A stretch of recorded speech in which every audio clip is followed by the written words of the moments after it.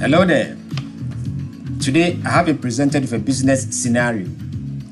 GlowMart Nigeria Limited is a mid-sized, fast-moving consumer goods, beauty and personal care retailer with 500 customers, 90 products across 4 brands, and operations in Lagos, Abuja, Kano, Ibadan, and Port Harcourt. The company has recorded 15,000 transactions between 2022 and 2024. Now, there is a conflict. Emeka Okafor, the sales manager, says, "My team is losing sales because inventory is not stocking the right products in the right cities. Port Harcourt and Kano customers are ready to buy, but the shelves are empty." Tunde Adayemi, the inventory manager, then stepped in and says, "I stock based on what sales tells me to plan for. Nobody gave me updated numbers. My records show equal allocation across all the 5 cities. Show me the data." Now, the managing director, Mrs. Chidenma Eze, stepped in and commissioned the head of BI and data analytics to build a single dashboard that resolves the conflict with evidence that guides future inventory allocation decisions. So, my requirement as a data analytics and visualization expert is to connect 4 tables or 4 data sets that have been presented from the company, to connect these tables in a correct data model, that's a Star Schema data model, calculate the required KPIs and metrics for the analysis, present my findings in a clean, well-designed dashboard or report, resolve the sales and inventory conflict between the sales manager and inventory manager. I am also required to provide at least 3 business recommendations supported by the evidence from the data. Now, as the data analytics and visualization expert, my job is now to get into the data and come up with my findings. Let's dive in.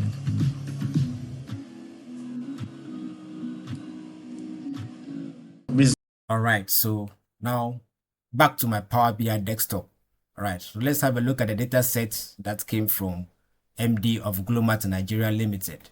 All right, data view. All right, so the first table here is a customers table that details every information about all GlowMart Nigeria Limited's customers. Okay, then I have the date dimension table here for date analysis, and I have my product dimension table here that contains every detailed information about the products that are being sold in the company. And I have the sales table. So the sales table is my fact table. So this table contains all the 15,000 transactions that took place within a 3-year period. All right. Now let's get to the model view. So in the model view, I display the data model. This is a Star Schema data model where I connect the 3-dimension tables to the fact or the sales table. All right, so all the primary keys in the dimension table connects to the foreign keys in the sales table. So on the date dimension table, I am having my date connects to the order date column. On the products dimension table, my product ID connects to the product ID in the sales fact table. In the customers table, I have customer ID connecting to the customer ID in the sales table. I have created 15 different measures out of this data set. All right, let me take you to the model view test page. So these are the 15 different KPIs that I created out of this data set. But for this project that I'm only going to use 10 of those KPIs, right? So 5 for the conflict resolution page and then another 5 for the business performance dashboard. All right, let's jump straight to the conflict resolution dashboard. All right, so this is my conflict resolution dashboard. So this is where I resolve the argument, or I settle the argument between the sales manager and the inventory manager. All right, so as you can see, I have 5 KPIs displayed over here. I have total revenue, which is of about 652 million naira plus 15,000 total transactions. The average order value is 43,506. Total units sold for the entire 3 years period is 45,226. Year-on-year revenue at no state selected is blank. Okay, So for year 2022, there was no prior year to compare year-on-year revenue with. So when we come to the year 2023, the year-on-year revenue is minus 1%. 2024, it jumped to 2%. All right. So let me clear all filters. Okay. So sales manager accused inventory of not stocking the right products in the right cities. Inventory manager says he does an equal allocation to all 5 cities. Okay, so in order to test or to find out if what the inventory manager said was true, we need to find the average of total revenue that was generated within the past 3 years. So I quickly created or inserted an average line. Okay, so my average line here is my equal allocation benchmark. All right, so when we find the average of the total revenue that was generated within the last 3 years, I am seeing that the average revenue should have been 130 million naira plus. All right, but looking at this, I'm seeing that Port Harcourt alone exceeded the average sales or average revenue, okay, with 140 million plus. Abuja exceeded it by raising 133 million plus. Kano also exceeded by generating revenue of 131 million plus. Okay, so Port Harcourt, Abuja, and Kano exceeded the average revenue, whilst Ibadan and Lagos fell short of it. So this alone demonstrates that inventory did not do an equal allocation to all cities. Let's jump to the total units sold by cities. So on this chart, we are seeing that the equal allocation benchmark is at 9,045. All right. As you can see, equal allocation benchmark is at 9,045. All right. But Port Harcourt alone sold 9,702. Abuja sold 9,268. Right. Kano sold 9,075. So it was Ibadan and Lagos that fell short of the average or the equal allocation benchmark.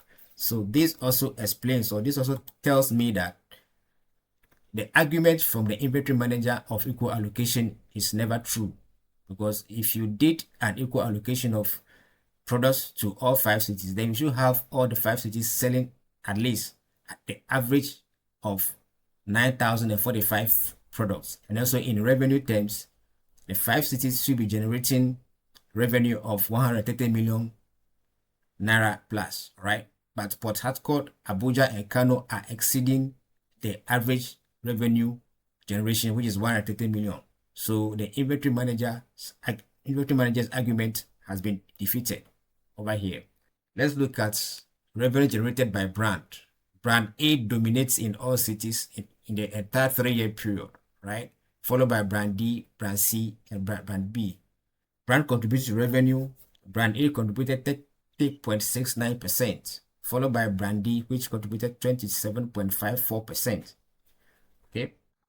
All right. Now let's look at the business performance dashboard.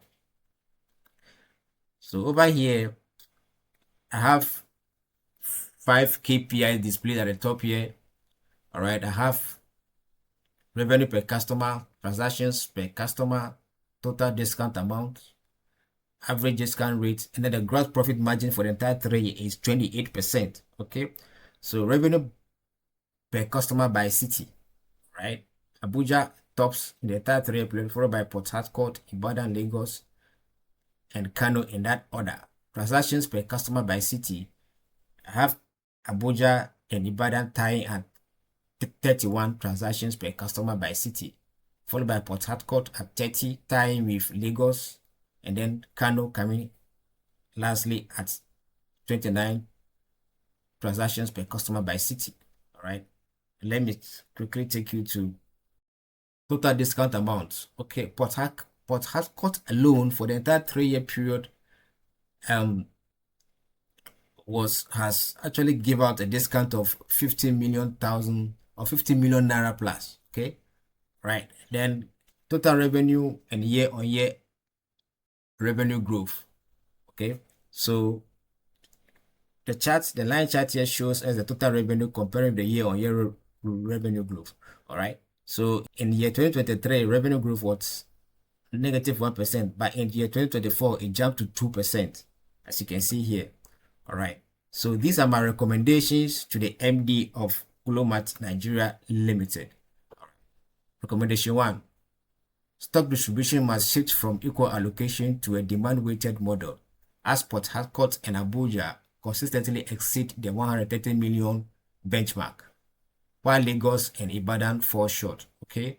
So 2. Brand A leads revenue in all 5 cities at 200 million plus. That's 30.69%. Guarantee its availability everywhere whilst growing brand D as a second revenue pillar to reduce dependency risks. Right. Recommendation 3. Lagos ranks least in revenue of 12.1 million naira and units sold of 8,405. Okay, despite customer spending at par with other cities. An agent brand A stock increase is needed to convert existing demand into what? Into revenue. All right, let's look at the 4th recommendation to the MD. Say Port Harcourt revenue leadership of 140 million naira is partly discount driven at 15.7 million naira. Cap discounting to immediately protects the 28% profit margin.